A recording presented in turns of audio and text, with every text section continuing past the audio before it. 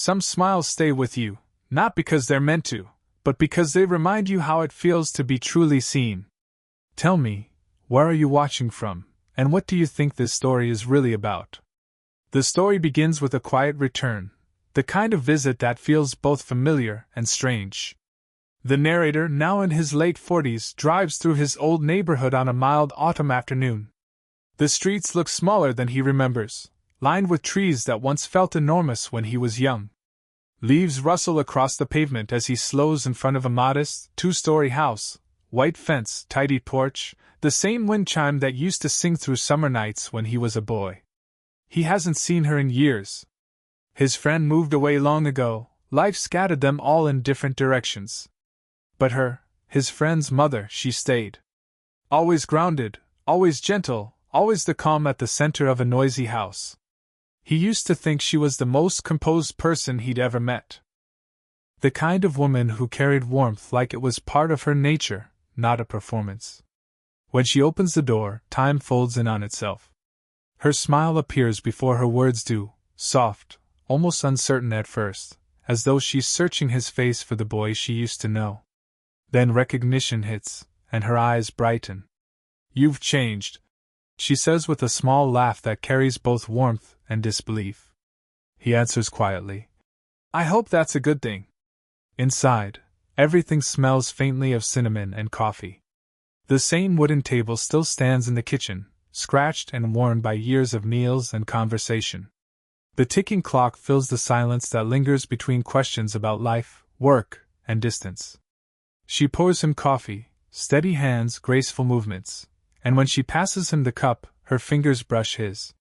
It's a simple moment, accidental maybe, but it lingers. Her touch is warm, grounding. They talk like two people carefully remembering how to belong in each other's presence. He asks about her garden, her health, her plans. She asks about his writing, his travels, the people he's met. The conversation feels safe, until it doesn't.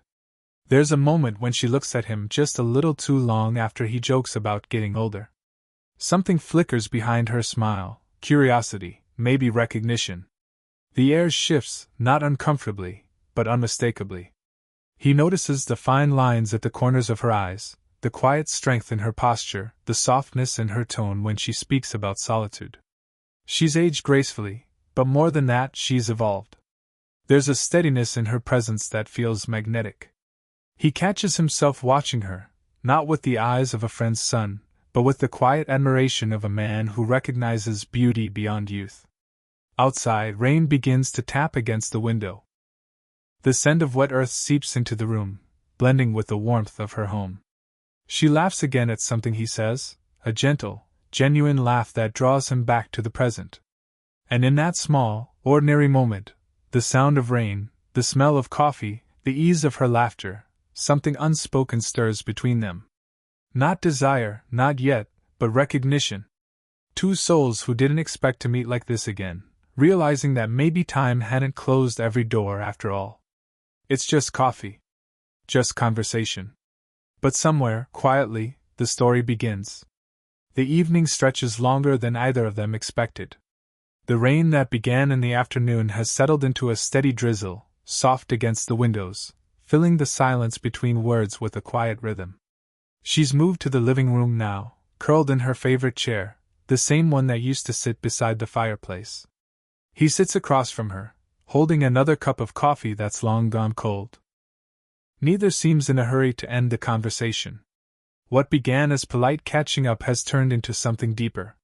She asks about his work, not with idle interest but real curiosity. He finds himself talking freely, telling her about the places he's been, the loneliness that follows success, the way people mistake being busy for being fulfilled. She listens, really listens, her gaze steady, thoughtful, almost tender. Every now and then she tilts her head, her lips curving slightly as though she's seeing something familiar in him. When she speaks, her voice is low and warm. "You always had that quietness about you," she says. "Even as a boy, you'd sit back and watch everything before saying a word. I used to think you understood more than you let on." He laughs softly. "Maybe I was just shy." She shakes her head, smiling. "No. You were observant. There's a difference. Something about her tone makes him pause. The air between them feels charged, not electric, but alive. He realizes she isn't just talking about the boy he used to be. She's talking to the man sitting in front of her now. She stands to refill her glass of water, passing close enough that he catches the faint scent of jasmine and rain on her skin. It's subtle, but enough to stir a reaction he doesn't fully understand. When she sits back down, she tucks her legs under herself, facing him more openly now. Your friend called me last month, she says after a moment. He mentioned you were back in town. I didn't think you'd actually come by. He looks at her, a hint of surprise in his voice. You didn't want me to? Her eyes lift to meet his. It's not that. I just didn't know what it would feel like to see you again. There's a silence after that, long, quiet, heavy. Neither looks away. The clock ticks softly in the background. A car passes outside. Somewhere, the world keeps moving, but in this small, dimly lit room, time feels suspended. He feels her watching him, searching his face for something she can't name. And in that search, he feels himself begin to respond. She breaks the silence first, laughing gently as if to dissolve the tension. Listen to me, she says, getting sentimental after one glass of wine. But her laugh is too soft, too fragile. He smiles back, playing along, yet the warmth in his chest refuses to fade. When he finally stands to leave, she walks him to the door. The porch light spills across her face, softening every line, every memory. For a brief second, she hesitates, like she wants to say something, or maybe stop him. Instead, she only says, "Drive safe." He nods, offering a quiet smile before stepping into the rain. But as he reaches his car, he glances back through the window. She's still there, standing just behind the curtain, watching. And though either of them said anything they shouldn't have, everything has changed. The distance between them, the one built by years and boundaries, suddenly feels fragile, as if one more moment like this could make it disappear entirely. He doesn't sleep that night. The rain has stopped, but the sound of it lingers in his head, the soft rhythm against glass, the quiet way it filled the spaces between their words. Her face keeps coming back to him, the way she looked when she said she hadn't known what it would feel like to see him again. He tells himself it's just nostalgia, that she's his friend's mother, that what he's feeling is nothing more than memory wearing new clothes. But memory doesn't make his chest tighten like this. He finds himself standing by the kitchen window, staring into the dark garden. The moonlight glows faintly on the leaves still wet from the rain. Then, a sound, faint clinking of dishes, pulls him back. She's still awake. He hesitates before stepping toward the kitchen, his bare feet quiet on the old wooden floor. She's there, wearing a soft sweater, hair loosely tied back, sleeves rolled up as she re-rinses the dishes she'd already washed hours ago. There's no reason for her to be doing it, he can see that. She's keeping her hands busy to quiet her mind. You couldn't sleep either? He asks softly. She looks up, startled but not surprised. A small smile touches her lips. I never sleep well when it rains. She pauses, glancing toward the window. The quiet after a storm, it makes you think too much. He leans against the doorway, arms crossed. About what? Her hands slow in the sink, and for a moment she doesn't answer. Then, quietly, about things I thought I'd made peace with. There's a silence, gentle but thick. He steps closer, the sound of water filling the space between them. She turns off the tap, drying her hands slowly, her gaze on the towel rather than him. When you were young, she says, I used to think you'd grow up to be someone calm. You had that stillness in you. She looks up then, meeting his eyes. And now you stand there, looking like the same boy who used to listen more than he spoke. But there's something different in your eyes now. He swallows. What's different? She studies him for a long moment, too long, before answering. They don't look like they're just listening anymore. Her words hang in the air, either of them moving. There's no accusation in her tone, only awareness. Something has been said that can't be unsaid. He steps closer, close enough to catch the faint scent of soap on her hands. I don't want to make you uncomfortable, he says, his voice low. You don't, she replies quickly, then lowers her gaze. That's what makes it complicated. For a long moment neither speaks. The kitchen light hums softly above them. He can feel his pulse in his throat, steady but strong. She exhales slowly, the towel still in her hands. It's strange, she says, her voice barely above a whisper. You spend years learning to stay composed, and then someone walks in, someone you shouldn't think about that way, and suddenly you feel like a woman again, not a mother, not someone's caretaker. He wants to say something, anything, but words feel dangerous now. Instead, he nods, quietly, respectfully. The silence that follows isn't empty. It's alive, full of everything they're both trying not to admit. After a while, she smiles faintly, forcing lightness back into the air. You should get some rest, she says softly. It's late. He hesitates, then nods, stepping back. But as he turns to leave, her voice stops him. Thank you, she says, for talking. It's been a long time since anyone really listened.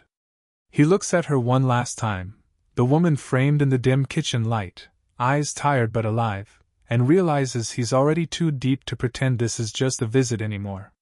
Morning arrives softly, with pale sunlight filtering through thin curtains. The storm has passed, leaving behind the scent of damp earth and the hush of a world rinsed clean. He wakes earlier than usual, his mind still heavy from the previous night's conversation, her voice echoing quietly in the back of his thoughts. You make me feel like a woman again. He tells himself not to dwell on it. It was late. People say things they don't mean when they're tired. But even as he tries to rationalize it, something in him knows the truth, she meant every word. He finds her outside in the garden. The grass glistens with dew, and she's kneeling by a row of small plants, hands covered in soil. The simplicity of the scene disarms him, the way her sweater hangs loosely off one shoulder, her hair still damp from a morning shower, the sunlight catching on the curve of her cheek. She looks peaceful, but not untouched by thought. He steps onto the porch quietly, not wanting to startle her. But she senses him before he speaks. Without looking back, she says, You're up early. He smiles faintly.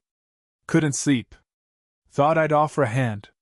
She glances over her shoulder, eyes narrowing slightly in amusement. Since when do you garden? Since right now, he says, stepping down beside her. The grass is wet against his shoes, the air still cool. He crouches beside her, and for a few seconds they work in silence, passing tools, brushing against each other by accident. The nearness feels natural, almost necessary. Then he says something light, teasing, about how she's still as meticulous as she was when he was a teenager, how not even the weeds dare misbehave in her presence. She laughs, not the polite kind of laugh, but the full, unguarded kind that comes from somewhere honest. When her laughter fades, she turns to him, eyes glinting with mischief. You make it hard to stay serious, she says. The words land softer than a whisper but deeper than a confession. For a second, he forgets to breathe. He looks at her, really looks, and in that moment, the years between them, the boundaries, the careful restraint, all of it wavers. There's a pause, the kind that feels like the world itself is holding still. She realizes what she said, perhaps too late, and tries to cover it with a laugh. I mean, you always had that way of making people laugh at the wrong time. But her voice trembles slightly, betraying her calm. He wants to say something, to acknowledge the truth beneath her words, but he doesn't. Instead, he just smiles, quiet and knowing. The air between them changes. It's subtle, but undeniable. She feels it too, the sudden awareness of proximity, of warmth, of shared breath. When their hands meet briefly over the garden shears, either pulls away immediately. The touch lasts only a second, but it carries everything words can't. A bird calls from a nearby tree, breaking the silence. She stands, brushing dirt from her hands, suddenly restless. You should come inside, she says softly. Breakfast's getting cold. He nods, following her, but his chest feels tight, not from guilt or confusion, but from the quiet certainty that something irreversible has just shifted between them. Inside, as she pours him tea, their eyes meet once more. Her smile returns, faint but lingering, the kind that holds both apology and invitation. And he knows, without a word spoken, that the line they've both been pretending not to see has just disappeared. The house feels quieter the next day, too quiet, as if both of them have agreed, without saying so, to let silence draw the boundaries they blurred in the garden. The air between them has changed. They both feel it, the awareness that something has shifted, something real and fragile, but neither dares to name it. At breakfast, conversation is polite but strained. She asks if he slept well. He answers with a small nod. He offers to make more coffee. She declines, saying she's had enough. Their words float lightly on the surface, while underneath, everything feels heavy. He spends the morning helping with small chores, tightening a loose hinge, fixing a flickering light, stacking books that had been waiting for months to find their place. She thanks him too many times, her gratitude spilling over into the space where conversation used to be easy. When their eyes meet, one of them always looks away first. By afternoon, she retreats into her study, the one filled with old photographs and the faint smell of lavender and paper. He hears the low hum of the radio from the hallway. She's humming along softly, pretending to be busy. He stands outside the door for a moment, listening. It's a song from decades ago, something her husband used to play, he remembers. It tugs at something tender in him. He wonders if she feels lonely, or if she's fighting the same thoughts he is. That closeness, once awakened, is not easily forgotten. Later, she finds him in the living room, bent over the shelf he promised to repair. The light from the window paints the room in gold. She watches him for a few seconds, the steady movement of his hands, the quiet focus in his expression. There's something deeply comforting about his presence, and that, she realizes, is what frightens her. "You don't have to do all this," she says softly. He glances up, smiling. "I know. I just like fixing things." She hesitates before responding. "Some things aren't meant to be fixed." Their eyes meet, hers calm but guarded, his searching for something behind her restraint. He sets the screwdriver down, wipes his hands, and steps back slightly. "Then maybe some things just need to be cared for," he says.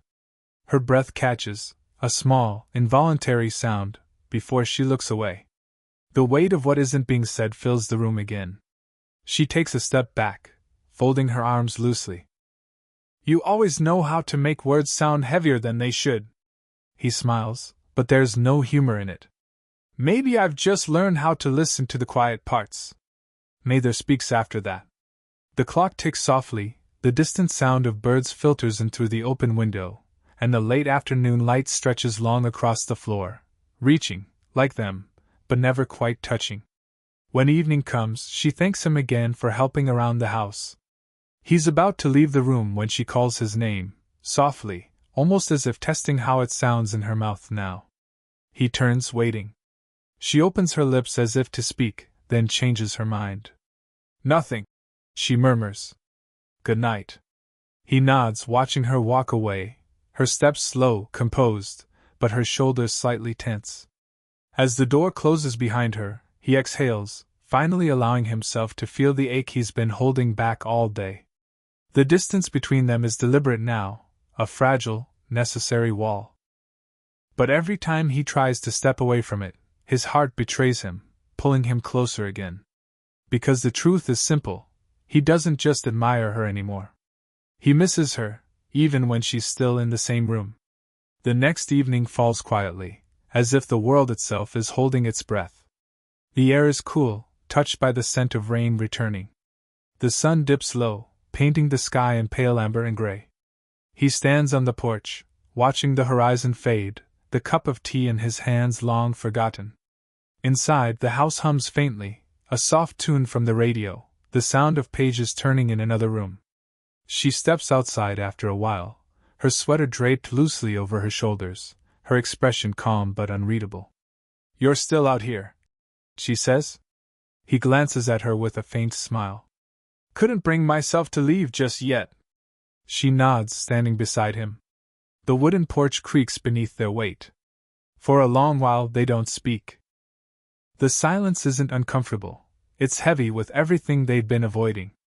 Finally, she exhales, her voice low.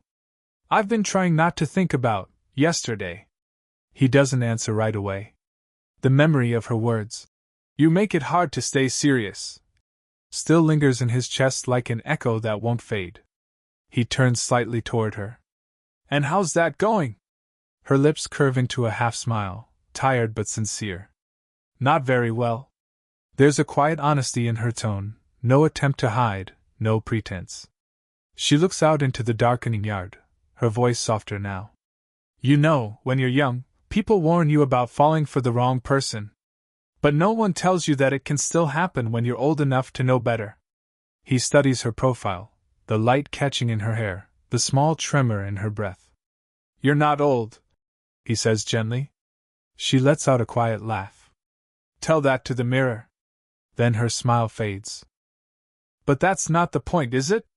The point is, I shouldn't feel this way. Not about you. Her words hang in the cool evening air. He doesn't interrupt. He knows she needs to say it aloud, to make it real enough to confront. After a moment, he says quietly, Feel what way? She looks at him then, really looks, and there's no hiding left in her eyes. Alive, she whispers. I haven't felt alive like this in years. The admission steals his breath. He sets his cup down slowly, as if any sudden movement might break the fragile space between them. You shouldn't apologize for that, he says. Feeling alive isn't wrong. But wanting what we can have is, she replies softly. He steps closer, not enough to cross the line, but enough for her to feel his warmth. Maybe it's not about wanting, he says. Maybe it's just remembering what it means to be seen. For a long moment neither moves. The porch light flickers above them, casting shadows across their faces. She closes her eyes, and when she opens them again, there's something vulnerable there, surrender, perhaps, or acceptance. He reaches up slowly, brushing a loose strand of hair from her face. His fingers linger, trembling slightly. The gesture is careful, reverent, a question more than a touch. Her breath catches. She doesn't step back. Don't, she whispers. But her voice lacks conviction. I'm not, he says softly. Not unless you want me to. The wind moves through the trees, carrying the faint scent of rain. She stands there, motionless, eyes glistening. Then, almost imperceptibly, she shakes her head. No, I don't. And so they stay like that, close but not touching, suspended in a moment that feels infinite. Two people who know they've crossed into something dangerous yet achingly human. When she finally steps away, her voice is calm again, almost steady. We should go inside. He nods, though every part of him wants to stay in that soft, impossible twilight a little longer. As she turns, he says quietly, You're not the only one who feels alive again. She stops, her back still to him. Her hand grips the railing, knuckles pale. Then she exhales, steady but shaking. I know, she whispers. That's what scares me. Morning light spills softly through the curtains, painting everything gold, quiet, fragile, unreal. The world outside feels impossibly calm, as if it too understands that something changed last night. The scent of rain still lingers, the air cool and clean. He wakes early, sitting on the edge of the small guest bed, his thoughts tangled. Sleep hadn't come easy. Every time he closed his eyes, he saw her, not in the way of fantasy, but in the way memory insists on replaying the moments we can't let go of. Her whisper, her trembling breath, the look that said more than either of them had words for. He runs a hand through his hair and breathes out slowly. The quiet feels heavier this morning. The kind of quiet that follows truth, not guilt, but the raw awareness that something honest has been spoken and can't be taken back. He hears her before he sees her, the soft clinking of dishes, the low hum of the radio. The same ordinary sounds, yet nothing about them feels ordinary now. When he steps into the kitchen, she's there by the window, pouring coffee. Her hair is still damp from the shower, pulled loosely behind her. She turns when she hears him, and for a moment, their eyes meet. "Morning," she says, voice soft but steady. "Morning," he replies, managing a faint smile. An awkward stillness lingers, but it's not cold. It's full of everything they're both trying to process. What happened, what didn't, what could. She gestures toward the table. "I made some coffee. Thought you'd need it." He sits, nodding. "Thanks." For a moment, the only sound is the rain dripping from the eaves outside. Then she takes a seat across from him, her expression unreadable. "I thought about last night," she says finally. He nods once. "So did I." She exhales, fingers tracing the rim of her cup. "It's strange. I don't regret it. But I'm afraid of what it means." He studies her, his voice quiet but certain. "It doesn't have to mean something wrong." She looks up, meeting his gaze. "Doesn't it?" He leans forward slightly. "You said it yourself, you felt alive again. Maybe that's the only truth we needed." She smiles faintly, the kind of smile that hurts a little. "You make it sound so simple." "Maybe it is," he says. "Maybe life just got too complicated, and all we did was remember what it's supposed to feel like." She looks away, out the window. The rain has stopped. The clouds are breaking apart, lights slipping through in quiet rays. After a long silence, she says, "You'll have to go soon." He nods. "Yeah. I know." Either of them moves. She takes a slow breath, her voice low, almost trembling. "If things were different," he finishes the sentence for her, gently, "they'd still be the same. Because it wasn't about timing, was it? It was about connection." Her eyes glisten, but she smiles, truly smiles. "You always find the words I can't." He stands hesitant. "Maybe that's why this had to happen." She steps closer, close enough for him to feel her warmth. "Maybe," she whispers. "Or maybe it was just to remind me that I'm still capable of feeling something real." He reaches up, his hand brushing hers, fleeting, careful. "Then don't forget that," he says. "Even when I'm gone." She nods, blinking hard. "I won't." He takes one last look at her, the soft morning light around her, the quiet strength in her eyes, and he knows that some moments don't need promises. They just need to be remembered. As he turns to leave, she calls after him. "Hey!" He stops. She smiles gently, her voice steady now. "You make it really hard to stay serious." He laughs, quietly, tenderly, and walks away before the ache can take root. The camera lingers on her standing by the window, watching him disappear down the street, the lights slowly flooding in. She exhales, half a smile on her lips, half a sigh in her chest. Because some stories don't end. They simply pause, waiting for life to decide if it wants to begin again. If this story made you feel something, even for a moment, tell me in the comments what part stayed with you, and where you're watching from. Your thoughts might just inspire the next chapter.